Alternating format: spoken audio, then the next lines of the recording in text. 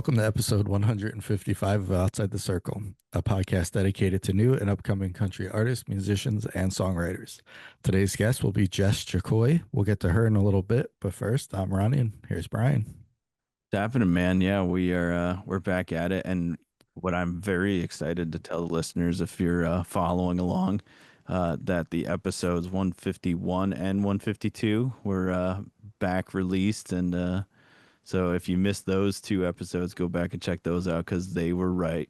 They were really good. One of them was our circle back session with Anna and a new artist, Callum Kerr, who many of you folks may recognize. But yeah, go back and check those two episodes out for sure. Yeah, it's I know I said to you when they first got taken down, I was like, does that mean we made it? That like Spotify's paying attention to us? But yeah, no, it's good that that finally. I mean, you did all the work on that, getting it reinstated, but just seeing the emails come through, it looked like quite the fun adventure you had there. Yeah, it was. It was, it was it was creative and everything to try to figure out. Uh, we're not trying to do anything malicious by any means. Like we are just trying to show artists and their music. And I'm not mad at Spotify for taking it down, thinking, basis on a copyright infringement, because you want to hope that there's companies that are looking out after the artist, right? So not mad at either of them, but no, the creative side was just trying to make sure that we were like in the right lane, getting them the right things, saying the right stuff to just you know so we didn't pigeonhole the rest of, I guess, the rest of our episodes. Yeah. I guess along with that, for those that stick around to the very end, you get that little disclaimer now. So going forward, hopefully no issues. Yeah, I mean, like you said, when they first got taken down, my immediate thought was not like a bad thing, but like you said, that somebody's watching out for them, making sure that everything's being done by the book, and that's the important things, especially on the artist's behalf, not having their work stolen or anything like that. So that is not what we're trying to do. Like you said, we're here to promote and push and get people listening to new artists and new music. And I think your last correspondence, I think that kind of put us on their good list. So going forward, hopefully we're all good there. Yeah, yeah, no, right. It's yeah, kill them with kindness and yeah, maybe they'll promote our stuff a little more too. Right? Maybe they're like, oh, this is a great show. Let's push it to the top. But um, yeah, well, we know Spotify's listening, so that's good. That's good. Someone is. Uh, but yeah. I mean, other than that, it's been a pretty slow couple weeks here. Getting geared up for Thanksgiving next week. Um, which I guess, I mean, we haven't said out loud or not, but there may or may not be an episode next week with Thanksgiving. Honestly, I forget what we do. I feel like we've always put one out, but I don't remember. We'll have to go back and see what we've done in the past. But anyway, so yeah, just kind of gearing up for the holidays and getting all set there. It's how's everything going over there coming into this season? Yeah, we're good. We're doing our normal deep fried turkey type of thing, getting that ready to go. We try to use the inside oven as least as possible, um, between frying the turkey and having the Traeger smoker um, act as our oven. That's kind of been the go-to the past couple of years, and yeah, it's good stuff that way. Yeah. And I'm sure a lot less, not necessarily a lot less cleanup, but a lot less, you get the heat of the oven, you get the kitchen just kind of feels overwhelming. And No, you're right. And like you're trying to time that out. And I mean, I don't know about other places, but like recently, I mean recently as in like the past couple of years, Thanksgiving has been like not cold, even though recently now, like the past couple of weeks, I had snow yesterday morning waking up. yeah, I was like, It is snowing outside." yeah. There's been a few snow days so far. It's kind of weird. No, so yeah, it's a mixture of just kind of like keeping the craziness out of the kitchen, keeping us outside, man. It's all good. I like it. I always look forward to cooking on Thanksgiving. Cool. Yeah. So yeah, that's next week. So whether we put out an episode or not next Friday, it would be after Thanksgiving. So hope everybody had a happy, healthy Thanksgiving, and it's family and football and food. That's the three F's. So yeah, I mean in the meantime, we got a good interview here with Jess Jocoy. We talked to her a few weeks back, right around the release of her uh third album. Yeah, her third album, Cul-de-sac Kid. So I think let's jump into it, and then yeah, we'll chat after.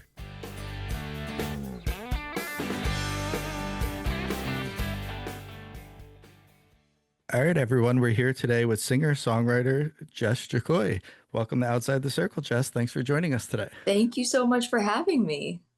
Yeah, we're a pretty big week here. So we're recording on Monday of October 20th. This week we've got some big things coming from you. So we will definitely dive into all of that. But before we do, we always like to start with the basics. Give us a little bit about your background, where you grew up, how important music was in your household, kind of things like that. Totally. So I was born and raised in the Pacific Northwest, Western Washington, about 45 minutes south of Seattle. My, I guess, stake in the claim is I know how to say Puyallup. I'm from that area, Puyallup, Washington. It's kind of like a joke. Most people who aren't from there don't know how to say it. But anyways, yeah, born and raised there. I've only ever lived there and here in Nashville. Music was super interesting in my household because my parents had two very different styles of music that they were into. So my dad was classic country, Conway, Twitty. Alan Jackson was like he would drive me to school every day. And it was between like Alan Jackson's Drive album, Shania Twain's Up, like it was a double album where it was like a red and a green CD. We would just burn through that. And Chris Daughtry as I got older. So that was my dad's side, and my mom always loved. She was a child of the 70s, 60s, and 70s. So she loves oldies, and Led Zeppelin was like her top artist forever, Zeppelin and Floyd. But it took me until I was older to kind of get into that scene. So country's always really held a special place in my heart. But yeah, that's kind of it. I mean, we grew up with music always, in the sense of like playing it in the car, CDs. But my family's not really musical. I heard there was some cousins on my mom's side who were like musical geniuses and could pick up a guitar and just play the strings off. But unfortunately, they both passed away young from drugs. So I never got to meet them, but I have to believe like that was kind of passed down through the bloodlines, because otherwise I'm the only one who, so far, I have a little cousin who's venturing into the music world now, but so far I've kind of been the only one going for it. No, that's great. I mean, there's definitely something in like family genes that get passed in the musical side. I mean, I'm a guitar player and singer myself, and there's my second cousin is a master musician. Uh, Yeah. Besides him, it's really nobody else. Like nobody else. I mean, my little brother plays a little bit of guitar and sings, but so that's a wild thing, and it is Yeah. weird. We and him and I had connected in that way very early. But so what kind of music? I mean, you grew up with like the classic of country, like the '90s country, like Field, Mm, Conway, Allen. I mean, amazing stuff. yeah. Was there any time that you ventured away from that, and like you said, you dove into a little bit of the '70s rock scene? Yeah, I started as I got older and like I guess got into my moody years, I started to lean into I went through a phase where I was really into what I would consider like hard rock. And I kind of used to do this thing, and if I admit it now, it's really stupid out loud, but I would go sing karaoke on like any day of the week. And to me, that was rehearsing, and I would sing country music like Miranda Lambert, Reba, whatever, but I would put in my headphones and I'd like get in the zone because that was my like practice time and where I would rehearse trying to be a star. And I would put in like Bullet for My Valentine, Seosin, you know, some like Camelot, some of these like kind of gothic rock or like harder rock bands, Shine Down. And I'd think I was like a badass. And then I'd go up there and like sing Traveling Soldier by Dixie Chicks, right? So I started to venture there. But I mean, as I got older, I started working after college at a bluegrass and Americana label. So I really started to lean into bluegrass in listening. I am not, I'm a lyricist first. I will be honest about that. Lyricist, singer, those are my jams. The musician part, they're much better musicians. So I will never call myself a bluegrass picker ever. But started to kind of listen, you know, like listen to Bluegrass Junction on Sirius XM. And then, yeah, I went through like, I really got into like that folk rock, whatever Jason Isbell is. I was obsessed with Jason Isbell forever. And now that's kind of morphed into like what I listen to is I listen to country quite a lot, but I also listen to like Gregory Alan Isaacoff and the National Forest and Halfway, like kind of these more indie folk artists quite a lot. I think because it's peaceful music and my mind never stops. So we need some peace. Yeah, I'm with you actually. That's I kind of fall into that both either like the Texas country or then I go into like camp or Yeah. like that. Like I really like what's the other guy? John. So man, it's like two brothers that play together. They're really good. And but I definitely fall into that quite a bit, and it is so good. And I don't not too many folks really like you don't hear it anywhere, like anywhere. It's not on the radio. I think their secret sauce is like getting on those streaming playlists that you turn on and you listen to it maybe unconsciously and then it seeps into your mind and you're like, I really like that song. Wow. Okay. You know. So that's my take on it. I don't know. Yeah, I feel like we kind of have a similar path in that you mentioned Seosin, and that brought back so many memories. Right. I was a huge Seosin fan for a very long time, and still am. And they actually just repressed their new up, but that's my. So Yeah. they, It all comes back. Right? but yeah, like I kind of went through that same like I was that person too, where I'd be listening to like literally listening to Slayer and then like go do something very folky or like Yeah. like it just never made sense. But the how you said your brain's always moving, so the calmness, I feel like that's a perfect.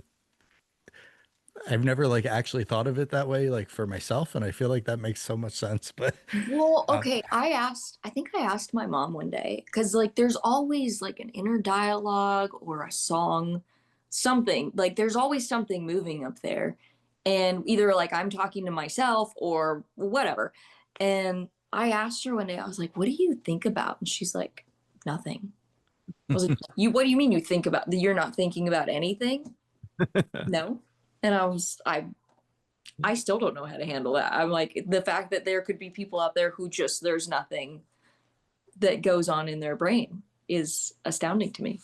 Yeah, I have to do something that I can only focus on that. So I shoot archery, I fly fish, and I used to rock climb. And those are the three things that you cannot think of anything else while you're doing it. Yeah. Like Yeah. those were my like mental escapes. And it was weird. It would be like you'd be doing it, and then all of a sudden you looked at it and be like, oh my God, an hour passed. And Yeah. that's the brain healing that happens. So like when you look down and you're like, oh my God, I think that was the brain shutting down for a second, getting that deep breath, and then moving on. Well, and I think what's nice too is like those artists that are kind of that easy listening folk stuff.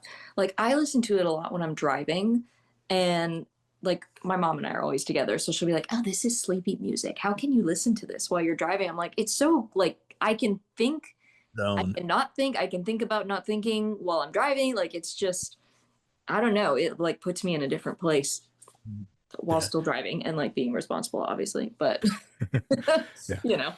So not to go down like a rabbit hole, but I was having this conversation the other day, and I'm curious what you both think about this. And Brian, I don't think you and I have ever actually had this conversation. I was talking the other day with somebody asking, you know, kind of like how you said with your mom, like how like there's just nothing, but Yeah. also how one thinks. Like I'm gonna word this so wrong, and it's probably not gonna come out right, but like do you think in imagery or do you think in like words? Like if you're thinking of something, like for me, it's a constant movie. Like if I'm like talking to you in my head, like it's playing out in real time. Whereas like if I'm thinking about like the conversation later, I'm playing the like this right now. Yeah. Whereas some people it's like words and it's yeah. I don't know that I've ever thought about this. Yeah, it totally threw me for a loop, but I've been thinking about it since. It's I think for me it would be, I guess, leaning more towards a movie. There's always like when I say dialogue, like there's always like I don't want to sound crazy because I don't have voices, but like a voice or something playing as a voice speaking in my mind always. It's huge. I guess it's my voice. I don't know if it has like an actual voice, but there will be imagery with that, especially if I'm like replaying a scenario or whatever and being like, oh, I shouldn't have said that, or like I could have said that way better, whatever. Um, yeah, that's a great question. What about you, Brian? I So it depends on what it is, right? Like if you're reminiscent, like of course it's a movie. It's Yeah. like, it's that I think if I'm trying to figure something out, I think of it. So I'm a video editor and audio editor, and I think in like nonlinear editing kind of style, like, oh, this kind of fits here. Like I can kind of see where that goes, like that. Um, kind of what was the old oh man, Tom Cruise movie where he's like moving things. Ooh, Minority Report. Yeah, that kind of like feeling where you're like, oh man, Yeah. that could fit here. Like, I think that's how my brain is, and that's probably why nothing ever really lands. It's just kind of always snapshots of something else going on. wonder if that's because you like see the big picture. Like if you're a video editor, I feel like you have to be able to see the big picture to see the final Right. vision in your head. I don't have that. I'm Yeah. very like in the weeds and I have to kind of do it linear. Um, which is so I envy you in that way because I'm just like I wish I could see from a 10,000 foot level more than I do, and I cannot. I think, growing up, I was also like as a general contractor and carpenter. So like you almost need to know what the end product is to get to it, and so Yeah. that also brought me down that same road. Yeah. But yeah, Yeah. Well, so kind of on that same topic. So as you guys were talking, it brought back what the question, like if you're doing a math problem in your head, do you like see yourself at, like writing it out on paper, or do you just see the numbers happening? Oh no, I have to. I probably see myself writing it out because I physically Yeah. have to write it out. Like I'm horrible at math and I'm very visual, so Yeah. great Yeah. enough. better safe than sorry. I'm gonna write it out. Yeah. I'm gonna use my Anyway, whole fingers. yeah, that was a fun rabbit hole, but Yeah.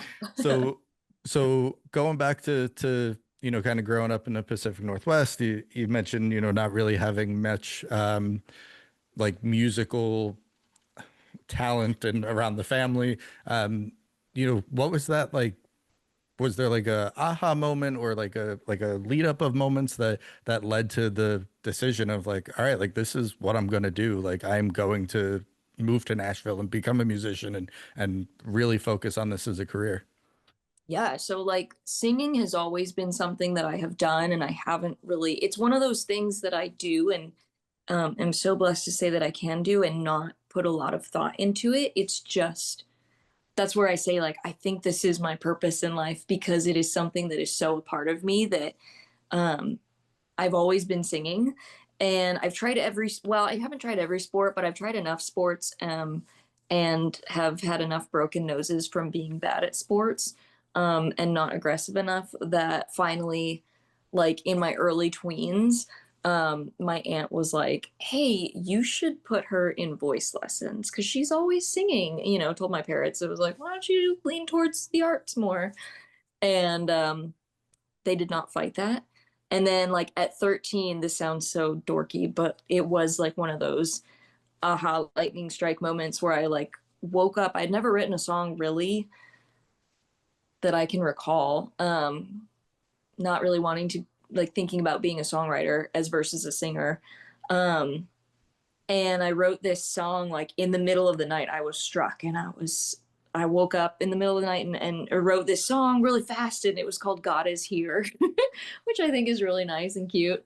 Um, and that kind of set things into motion. And then like my grandparents they had a farm out in Kentucky, about 2.5 hours from Nashville. And so we started to go visit them.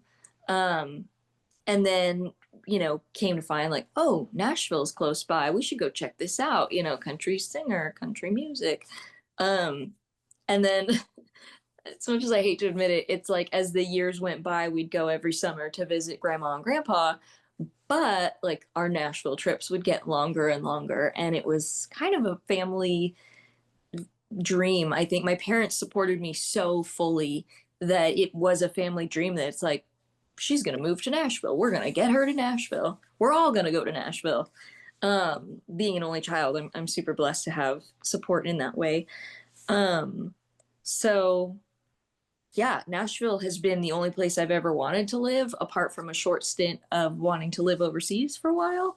But then I found Montana, and now I just want to live in Montana. But yeah, it's that kind of 13, 14 age of writing that song, and then kind of blooming into finding what songwriting was, and that you could do it, and anybody could do it, and what to write about, and exploring that. Yeah, definitely fed into the Nashville dream. Yeah, so I always like that we're going to transition into songwriting, but I always like to ask about, if you remember that first song. So clearly you did. Like it Yeah. made that much of a lot of the time we hear, I don't know, it probably sucked, whatever. But to like remember that title right off the tip of your tongue, and it clearly made an impact that was your aha moment. This is Yeah. what you're doing. Yeah. I could probably even sing you the chorus, to be honest. Like that's how like, whoa, striking it was. And I've never had a moment like that since, where I've just shot up in the middle of the night and have had to write this song. So I think that was just God's way of saying like, welcome, here's your purpose. I need you to know that it's real and you need to chase after it. So Yeah. No, that's awesome. So on that topic of style of songwriting and kind of in that direction, what does that process look like for you now, especially now being established in Nashville and having literally so many songwriters around you, and co-writes and solo writes and all that good stuff. yeah, I mean, I'll say like I've always kind of done music. I've always kind of joked, but seriously, it's been kind of a solo sport for me. I didn't really know growing up that collaboration was so important as it is. And so I took that mentality with me to Nashville of like, I just write my songs by myself. It's just not something I really thought of or thought to change. And then especially like coming to town when I did, I was carrying a lot of grief from a family loss that I really became a shut-in. And so I kind of joke, and part of me is like a little serious, but I'm like, yeah, I've kind of done Nashville wrong, I think, in the sense of like, I've come to find over the years that the joy and the beauty of Nashville is collaboration and bringing people into your fold of creation and making something from nothing. So like pretty much all of my songs are solo writes. I have a couple that I've co-written, but I don't think I'm sorry if I have, but I don't think I've cut any that I've co-written ever. And it's just something that I will admit, like for a long time, I held songwriting kind of on too high of a pedestal. And it wasn't until post-COVID that I really came to discover that, with a big bout of burnout that came with that. But it was just like loving something so much that I couldn't let anyone else in. And maybe that's like only child syndrome too, but nevertheless. So now it's kind of like, it's an interesting thing because I don't like co-write as much as I would like to. I'm hoping to get better at it and to kind of open up as the years go on. But I also like this week I've written like 3 songs by myself. So I'm pretty like stoked on that. Um but I also kind of tend to think like, oh man, how much better could these songs be? Like if we let, somebody else take a gander and, maybe offer some input here and there. So Yeah. I mean, I don't know. I think there's guidelines to Nashville, but I don't think there's hard set rules, right? no, So, I- best practices at least. Nashville was kind of always meant to be a huge team sport, right? You had the best singers, you had the best songwriters, the best, they all kind of came together for the best product. Uh, Yeah. but I think that vision has changed so much now with the singer-songwriter coming in, and that was never a Nashville thing, prior to, I don't know, the 90s or even early 2000s, of singer-songwriters being popular. So I don't know. I mean, it's working. So like like you're Yeah, but you still see where like songs now that are becoming hits or like at least cuts still have like 3 to 4 writers on them. yeah. So, it's an interesting thing because I feel like a songwriter I don't want to say should be able to. I don't think anyone should be able to do anything versus, maybe you're not able to do whatever. But like I think there's a beauty in knowing that you can feel adventurous enough to write a song by yourself, but also there is a joy in, having these different minds come together and look at a topic or an idea. And, maybe I have it in my mind that it's going to go one way, but then you've got these other creatives in the room that, man, that took a left turn and I'm glad it did, so that kind of serendipitous discovery, I guess, is exciting. But like I said, I enjoy what I do, and um, I'm just kind of rolling with it. Yeah, I think what's interesting is songwriting, especially in a town like Nashville. There's this is sounds so, I don't know if I'm going to say this right, and this may sound so weird, but like what's cool about the co-writing side of it is you can get into a room with somebody, write a song. It may not be great, but you don't have to be the one to cut it, right? Like, Yeah, but what you're doing is working on that craft still and still kind of working at it. You're yeah, getting better at things. Um, but also if it's not authentic to you, then I don't know. We talked to somebody last week, maybe a couple weeks ago, that same thing. He only writes by himself. Granted, he's also in a very like, I don't want to say like niche market of country music, but like, mhm, he's not going to find a lot of people that will write what he wants, but yeah, but it works because it's him and it's you and it's what you are pouring your heart and soul into, right? So totally. like as cool as co-writing is, to be able to do it yourself and 3 albums later and really like you said 3 songs this week, like Happened. it's impressive. Yeah. Shoot, it's not me though. It comes from on high. I believe that. But that's the thing though, and that's I would say like my past records, I would agree with you, and I would say yeah, I identify with that individual probably more so than now. The exciting thing for me is that like Cul-de-sac Kid, this new record, kind of feels like the closing of a door and the opening of another one, without sounding too cheesy, because my past records like Such a Long Way and Let There Be No Despair, like they were more um I was trying to be metaphoric, like I was trying to really become a really good metaphoric writer, like somebody like Jason Isbell. I really looked up to his songwriting for a long time. um and I heard Joe Pug say, the thing about metaphor writing is like say the thing without saying the thing. And especially with a love song, it's like, well, if you're going to make it a love song, like don't make it obvious. um and I was also like I said, like my dad had passed away, so I was carrying grief from that and just a lot of heartache and like macabre or melancholic vibes, I guess. Um, but this record is so exciting for me because I don't feel like my songs are holding on to that anymore. And that like, even if I'm going to write a heartbreaker, like it's not something that I don't think is as digestible as my past songs would be. So I don't know. Well, that's me, but it's your evolution, right? yeah, It's you're telling your story as a, not only as a person, but as a songwriter as well. So, yeah, no, that's exciting. And so you mentioned Cul-de-sac Kid coming out. So we are in the week of October 20th, so it is coming out this week. I do want to talk about it, but I feel like this is probably the perfect time to go ahead and put on a song from the album that we'll play for you. So why don't you introduce it for us, and then we'll talk about it when we come back. absolutely. So we're going to listen to the second single that was released from Cul-de-sac Kid. It was released on October 8th, and it is called You Sure Showed Me.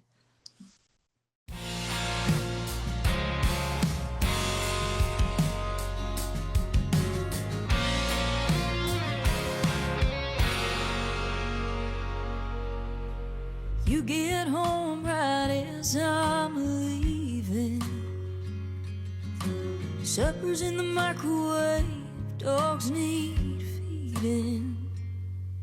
I've been working this graveyard shift 'cause we need the money. You don't make shit and the bells keep on coming. We've been passing like ghosts up and down these halls. Guess we should have made a little more time to talk. You know about those sheets y'all went and ruined. Shame on me for trying to work through it. And I never would have known any better if she hadn't called. If you didn't love me anymore, you could have just said it.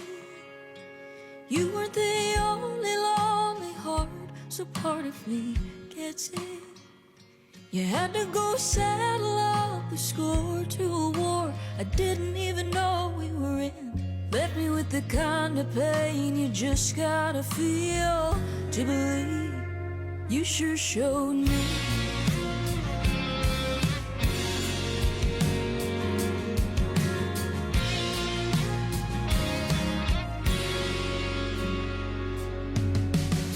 We've had our fights like anybody does, but I was under the impression you were supposed to fight for love.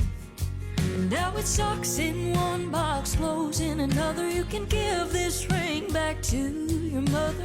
What are you gonna tell her when she asks why we're calling it off? If you didn't love me anymore, you could have just said it. You weren't the only lonely heart, so part of me gets it. You had to go settle up the score to a war I didn't even know we were in. Left me with the kind of pain you just gotta feel to believe.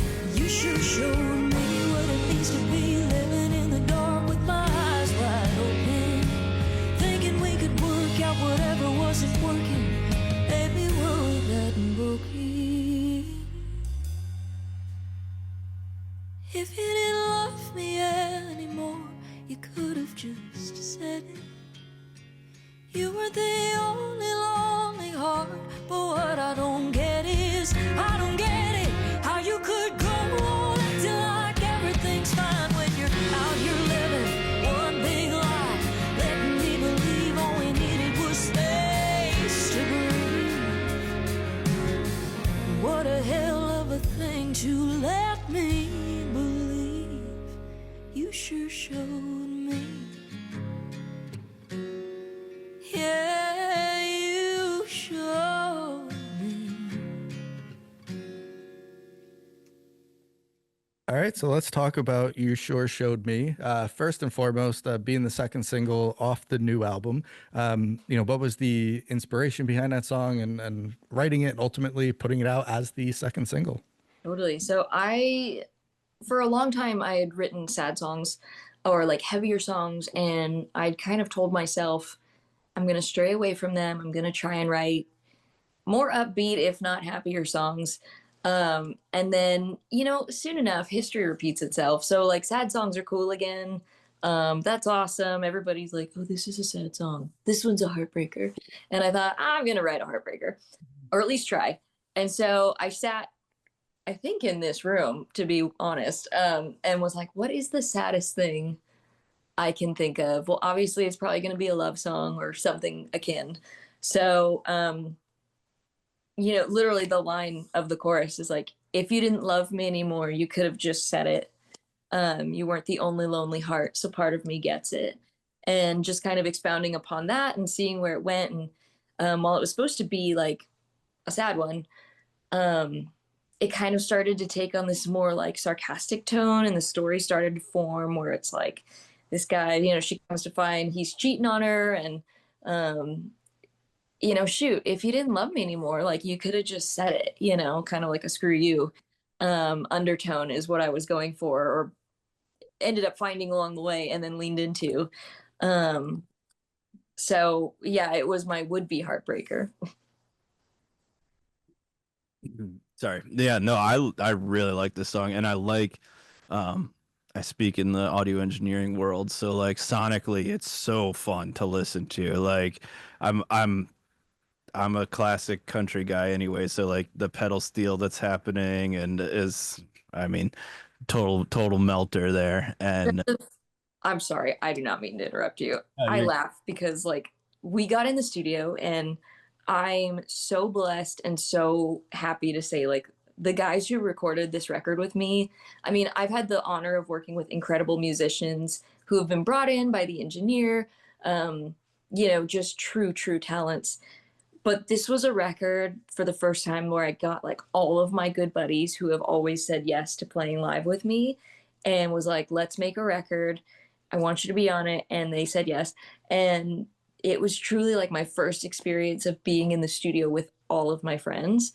And we got through this song the first time I played my little, you know, live, then the work tape and whatever. And then we played it, and we played it all the way through once. And I was like, do you guys think that was a little too hardcore, like rock? And they're like, oh, we thought it was cool. And I was like, okay, whatever. So like not holding on to anything too tightly, but just letting the session kind of dictate how it turned out, and seeing how they got excited about it. I was like, yeah, we can shake it. Like this is supposed to be a country record, but you know, it can have this kind of heavier kind of pulsing feel, which, you know, that's one of those things you just like never know where it's going to go. No, and one of my most favorite things in the world are tracking sessions, and I talk about it so many times, but the creativity, the energy that's in a tracking session is like nothing else you've ever felt. And I love that you brought in people, you know, like that is a huge thing. I remember cutting records with when we'd bring in professional musicians and stuff, and they're pros, right? So they know how to do it, right? There's no, but like when you bring in someone that you just blend with, and like subconsciously you guys are just in together, everything's locked in, it all just works out so much nicer. But no, I mean, for this song, you guys killed it. It's it's great. I mean, it's great in like a really crappy being blindsided kind of way, you know. Thank you. Yeah, and I think too, like piggybacking on that, it's having been in sessions with like some of these guys who are, like you said, world class, but maybe not as familiar with me. And like I've gone through some weird phases where I can get on stage in front of anybody, except maybe like Gen Zers, they make me nervous, but like anybody generally, and not feel nervous and sing and play whatever. But like getting in the studio, there's always been something that has made me really nervous. And I think it's because being a perfectionist, I have been like, I need to be able to communicate what I want. I need to have everything sussed out from start to finish, every little part I need to have an answer for and like give direction. And I haven't had direction because I just hear it from like acoustic, Jess singing guitar, you know, space. And I've been really nervous in the past about not measuring up to the level of talent that is in the room. And it's not to say that that's not what happened this time, because these guys are the best of the best. But I think like having worked with them before, they know my little quirks and my, I need more of, you know, and like they know how to like know what I'm saying without judging me and be like, she's a crackpot. It was so nice, and I could just speak and kind of just be, and if it sounded doofy or like if my voice cracked or whatever, something that would have made me so nervous, you know, with other musicians who I didn't know as well, I know they wouldn't judge me, not that the other ones would, but like I just felt so much better. So yeah, I can't speak highly enough of the guys on this record. I'm so proud to have worked with them. Yeah, that's cool to you know, obviously you're writing a record, you're recording a record, you're releasing a record.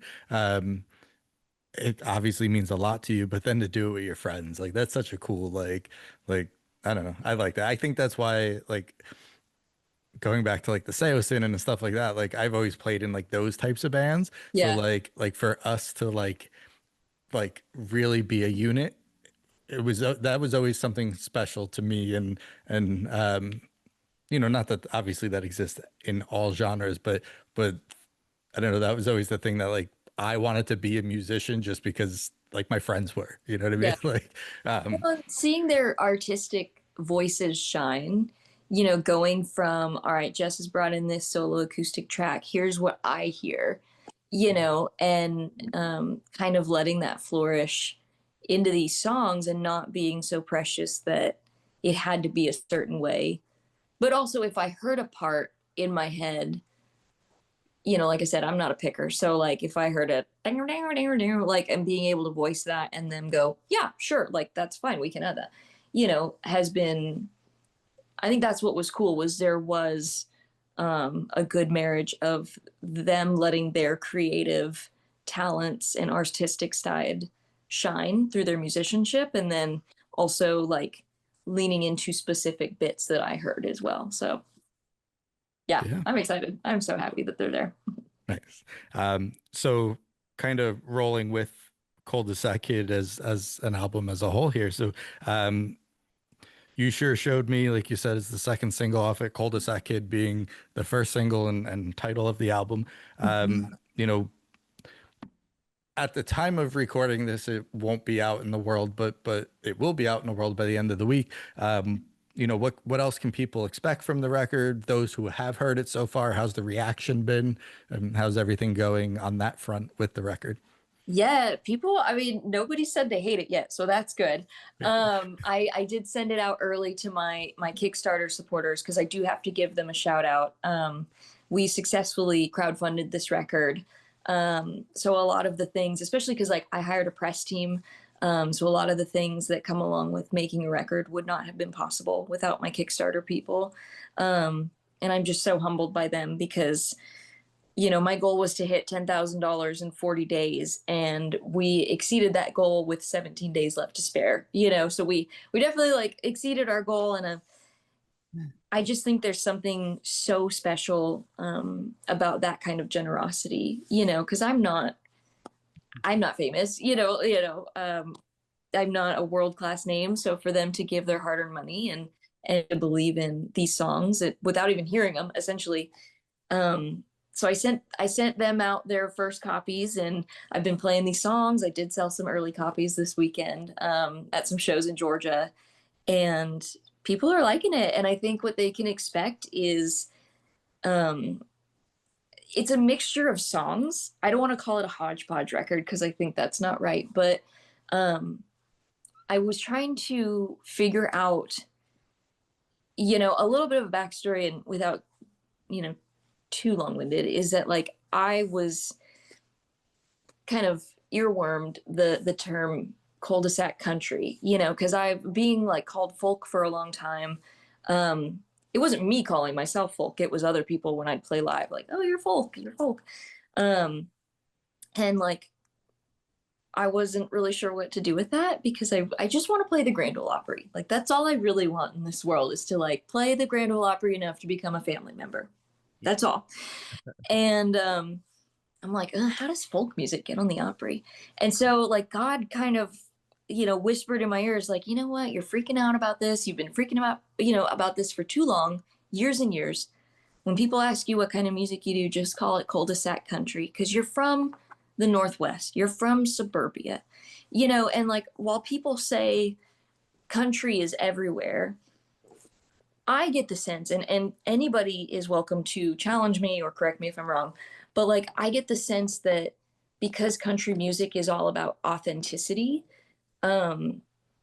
there is something to be said about artists and writers who are from the South, and their shared cultural experience of being Southern, sweet tea and fried chicken on a Sunday and XYZ, things that I'm sure people like around me did maybe.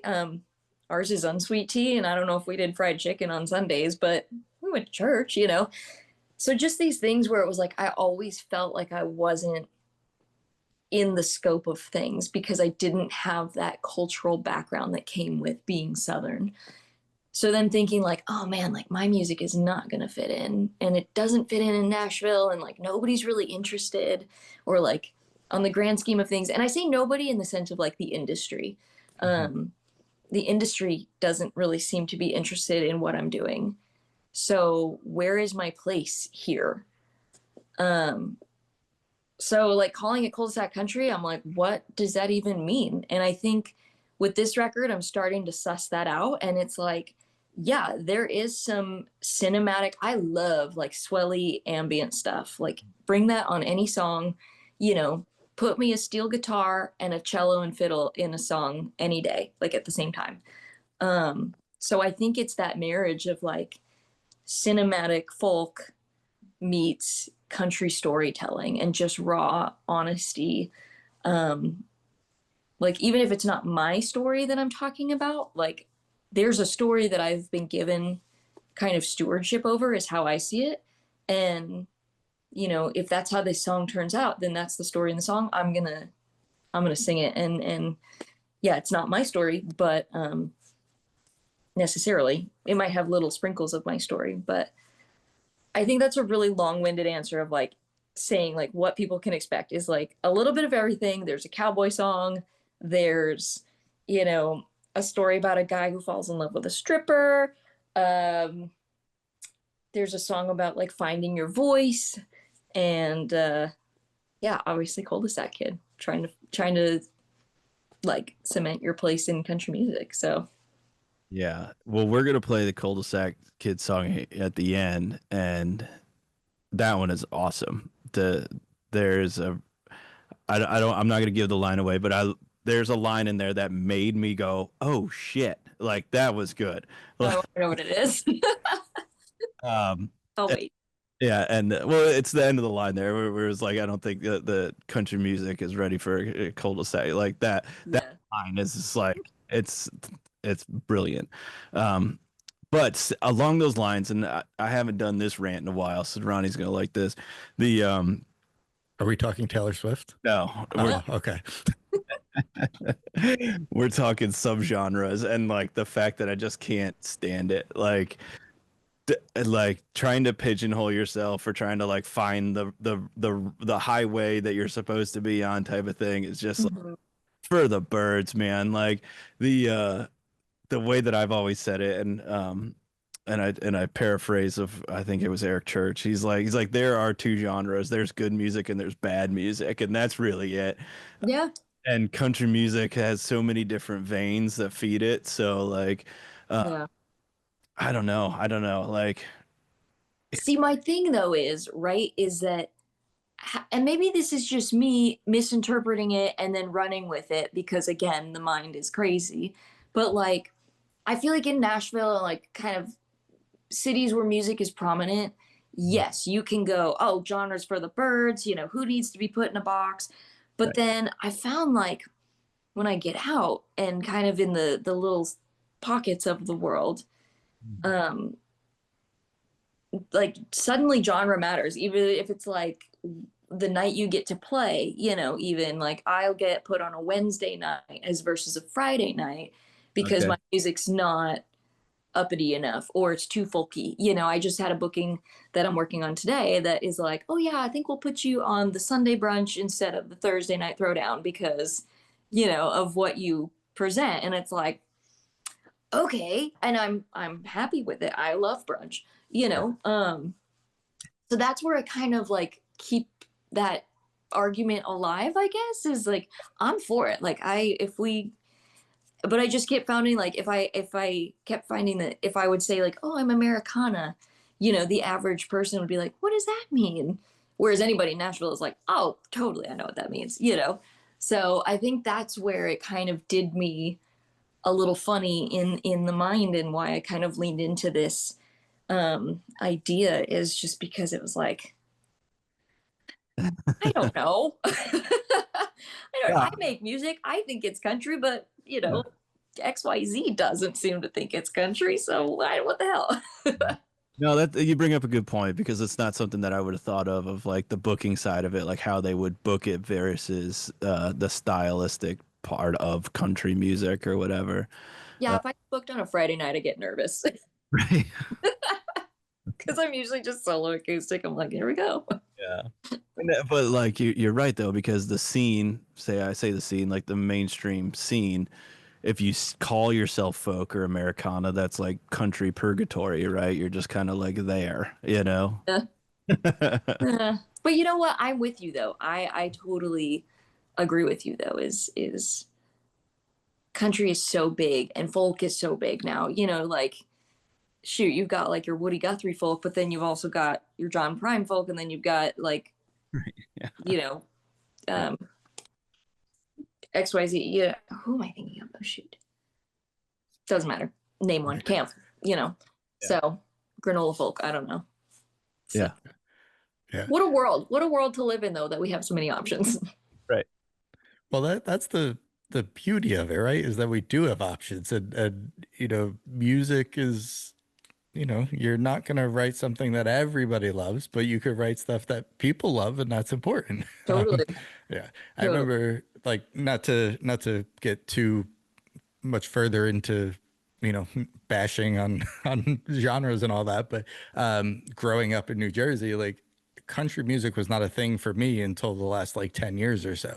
And a lot of it was, and you know, now doing this and having met Brian 14 years ago now, and like really like driving my need for country music.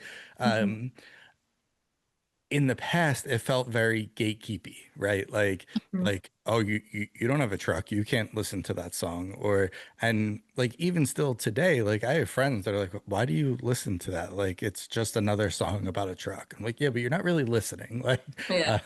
but like I feel like we've, and maybe it's the post-COVID social media, maybe it's, you know, just the access we have to things, but there's a reason why country music as a grand scheme, the whole of country music has really taken over. I mean, the world, right? Like Yeah. we interview artists all over the world now, like, Totally. which 10 years ago, I would have thought nobody did that. So, Yeah. you mentioned booking gigs and, you know, kind of getting those slots and all that. One gig you have coming up, which I want to touch on. I don't think we've ever, in 150 whatever episodes, I don't think we've ever actually talked about the Bluebird Cafe. And Really? it's kind of weird to me. Maybe like episode 3. Like it's been a long time. Which is where you're holding your album release show. First of all, just what an awesome experience to be able to celebrate in that room. And yeah, Yes. like how did that come up? And you know, how's that's next week, I believe, if I'm not You know mistaken. what? I am so blessed by the Bluebird. This will be my 5th or 6th time playing. They do on Sundays, they do a full band Sunday spotlight show. Which is so cool. Like for being a songwriter venue where you do writers rounds, to be able to have the opportunity to bring your songs in a full band capacity and let the audience hear them as they're supposed to be heard, you know, from a 10,000 foot level. Because it's one thing to hear a song stripped down, but to hear it like fully produced, essentially with a band, is such an honor. And I will be honest, this is a Nashville story, if ever I think there was one. I was playing a show, and I'm not going to say names just for privacy's sake, because you can do these internet sleuths, But I was playing a show with an incredible artist here in town who is doing, I think he's like producing more these days. But anyways, we were playing a show at the Bowery Vault over in East Nashville, one of the best venues. And this was years ago, probably about like 2018, 2019. And his significant other came up and was like, "Oh my God, I loved your set.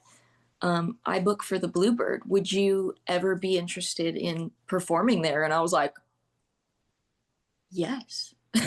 I think I'm actually supposed to be asking you if you would ever be interested in having me. And they've just been so kind. And it was one of those things. I played the first one. It was for, oh shoot. I wanted to say we didn't use it from an album release show, but I think it was like maybe my dad's birthday, which has always been a special day for me. Like maybe, I want to say it was like April of 2019, like right before COVID, 2018 or 2019. And then, yeah, I've kept in touch, and, they've been crazy enough when I ask, "Hey, can I come back and play a Sunday spotlight show?" They have been so crazy enough to say, "Yeah, great." So we did this last time I released a record, for Let There Be No Despair. I used it as my album release show too. It's really the Sunday spotlight show, but I figured why the heck not piggyback, and use that opportunity to kind of promote this new music and just throw a little shindig at one of the best venues on the planet. So yeah, Bluebird is on October 26th. I think it sold out this may or may not be wrong, but I think in less than 15 minutes, just because my mom tried to get tickets and she couldn't get any. So she was like, "It's 8:15 and I've been trying to get them and I can't. Now they're sold out." So I know I posted today. I'm like, I know it's not me. I know it's the Bluebird doing the Bluebird thing, but just what an honor to be able to share in a little part of that. It's so cool, and it's so tight and cramped in there with a full band and everybody sitting there, but it is such a blessing. I'm so excited. Yeah, I mean, you could not ask for a better place to showcase the new music and everything. So yeah, way to go on that one. Way to go to the Bluebird for Thank you. always being supportive of artists and songwriters. Yeah. So awesome. 100%.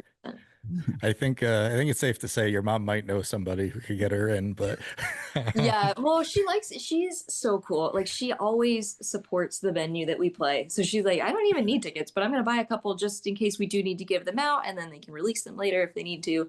That's cool. But she's so cool. Nice. Yeah. All right. So Cul-de-sac Kid, third album. As of people hearing this, it will be out in the world. Bluebird album release show. I know you're kind of just coming off the heels of the release, but anything else coming up down the line that you want to touch on? Anything happening with the album going forward? Yeah, I'm kind of slowing down. It's kind of a weird time to be releasing a record because I had planned to slow down touring through the winter. Just because I've spent so much time this year going out and about and playing shows all around the country that, being an independent artist, I'm like, I'm poor, so I need to kind of build up the savings again. But I am so excited. Tickets went on sale on Friday. We're going to do another full band show at Harkin Hall up in Madison. So if anybody in the Nashville area, at the time of hearing this, is hearing it in time and you want to come, please do. It's their Meet and Three local showcase. So MEET, I feel like I need to say for all y'all. Meet and Threes. But yeah, I'm super excited. The guys we're having play on the Bluebird show are friends of mine, like dear friends, some new friends, but then the guys who are playing at the Harkin Hall show are all the guys who played on the record. So super excited. Otherwise, I'm just kind of putting it in the Lord's hands. I have been so blessed to work with Milestone Publicity, Campbell and Maggie and Mike and all them with this record. So, you know, if there's more on the horizon, let it be. Otherwise, I'm just going to ride the wave and let people digest the music and, you know, save up money, hopefully try and do an official music video or something. But yeah, I'm here for whatever happens. Nice. Jess, well, I mean, as we wind down, it's been awesome chatting with you, catching up, learning more about you. And you want to let the listeners know where they can follow along this journey and chip in where they can. Absolutely. Well, thank you for having me and thanks for listening to me ramble. If you want to go follow me, I'm on most of the social media platforms, as in Instagram, Facebook, and occasionally TikTok. I'm trying to figure that out, and I'm like 5 years too late. Same. But yeah, Yeah. so I get like little notes of best practices of do this for Instagram, don't do this for TikTok, and I'm like, I cannot. I need an intern who is Gen Z and hip and knows what to do. But anyways, you can follow me at Jess Jocoy Official, JessJocoy Official. Facebook, Instagram are like my two main squeezes. And yeah, occasionally don't even try on Snapchat. I will not Snapchat you. But otherwise, yeah, I'm anywhere. I hope you guys will come out to live shows. I hope you guys will buy the record. If we get enough interest, I thought about maybe doing a short run of vinyl. So if anybody's interested in that, you holler at me. Otherwise, yeah, we'll just see you down the road, hopefully in person. Yeah. Well, Jess, it's been amazing chatting with you. I will be the first person in line on that vinyl run. I'm obsessed. That's all I Oh, you do. are. I love it.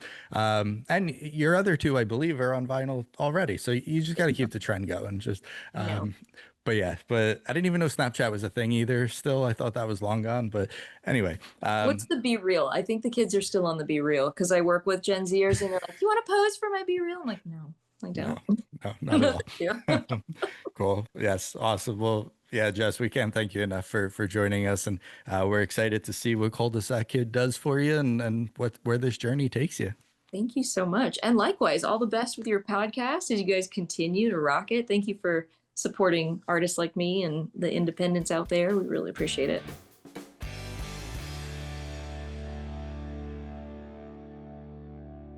All right, so that was our interview with Jess Jocoy, and yeah, Brian, I think the coolest thing to come from talking to her is how she's leveraged the Bluebird Cafe to kind of be her home base for all her album releases, and specifically, you know, how much she's grown in that space to really be able to put this full band performance into well, at this point, it was about a week or two ago. So, you know, I've been seeing some stuff and it looked like a really good time. So really, really happy she got to do that. That was cool.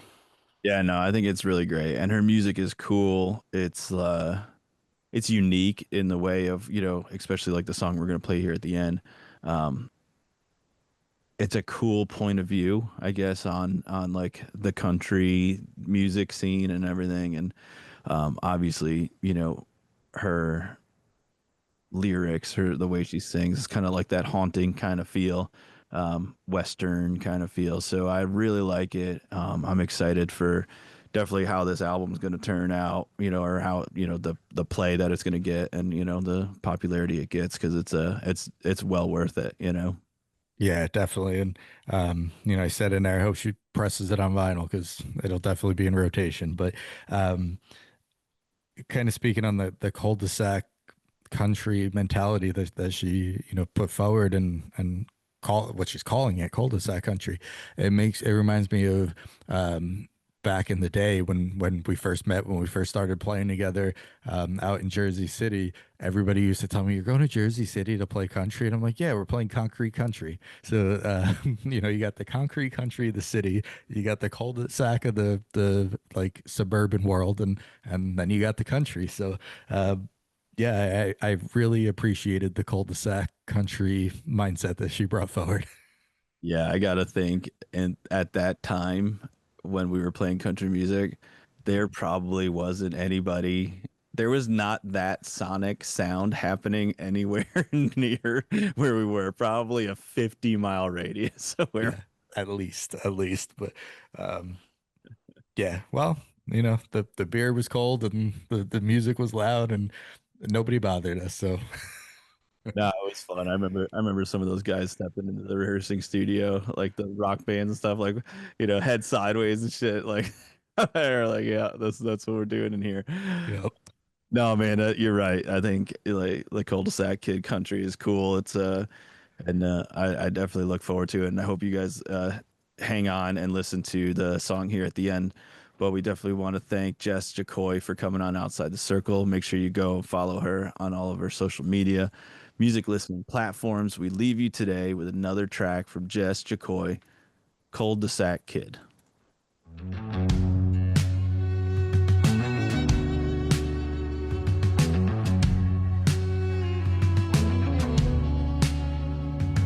I'm a cul-de-sac kid, walking around both shoulders chipped, trying to make a living off of pull-up tips. 30 ain't old, but it kinda is, and I'm a half-cup dream, burning more fumes than gasoline. Where I come from, the sky was always blue, darkened by a heavy old rain cloud here.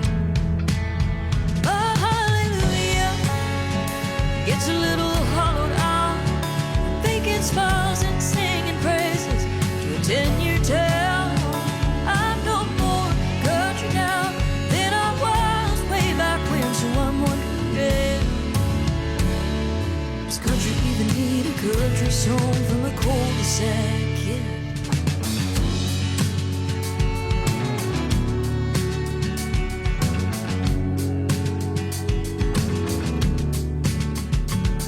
Daddy spoke the language of the Oklahoma man.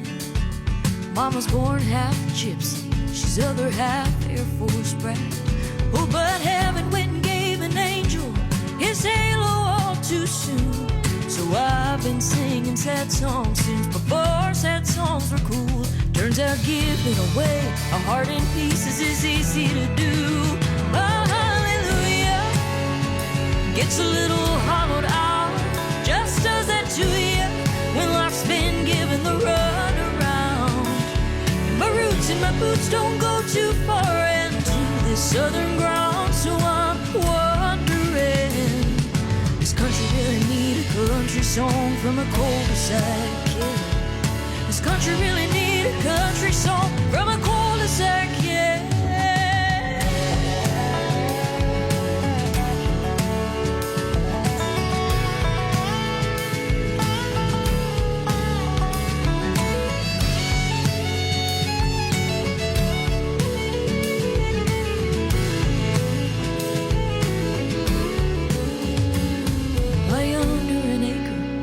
Cutter house still felt like home.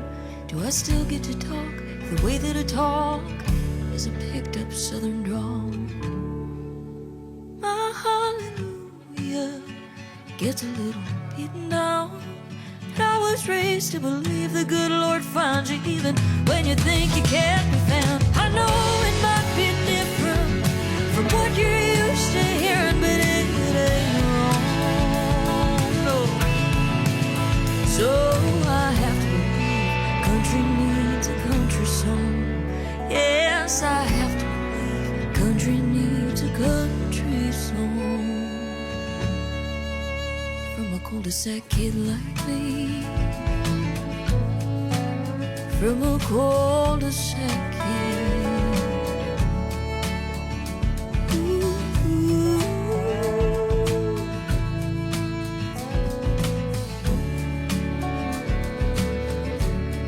From a cul-de-sac kid like me.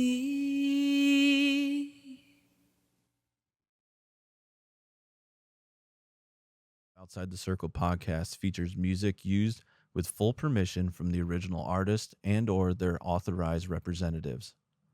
All songs are included for promotional and discussion purposes only, with no commercial redistribution or authorized duplication intended. Outside the Circle podcast supports independent artists and complies with all copyright and music listening requirements.